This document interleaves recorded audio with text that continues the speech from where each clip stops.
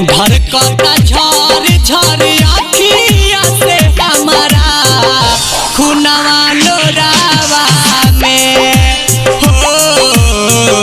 धड़कता झर झर अखिया से हमारा खुनवा लोरावा में।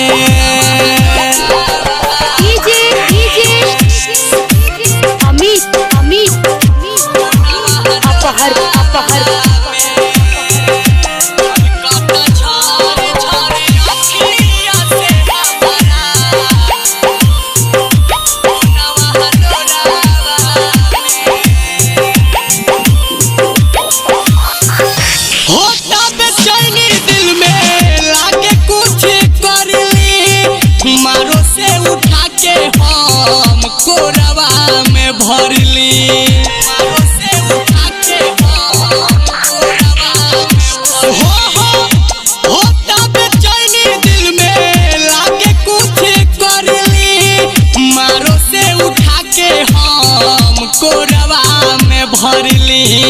आवता याद सब बीतल बतिया आवता याद सब बीतल बतिया मिलल सोरावा में।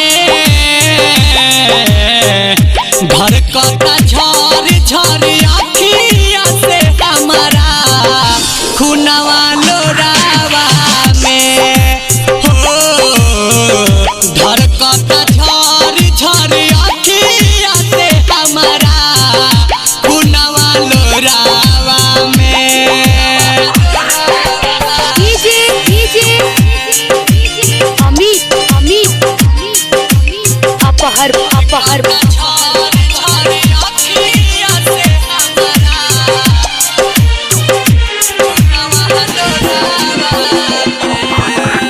किस्मत में रहे नहीं उनका के पाना कैसे बिसरी है सुना दीपक दीवाना।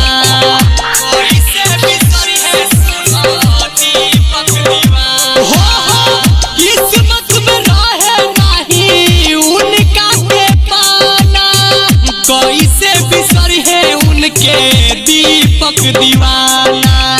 मन जय कलाम जाके उनके बता दो रमेश कलाम जाके उनके बता दो ले ले जाई है प्यार के झोरावा में। धड़कता झर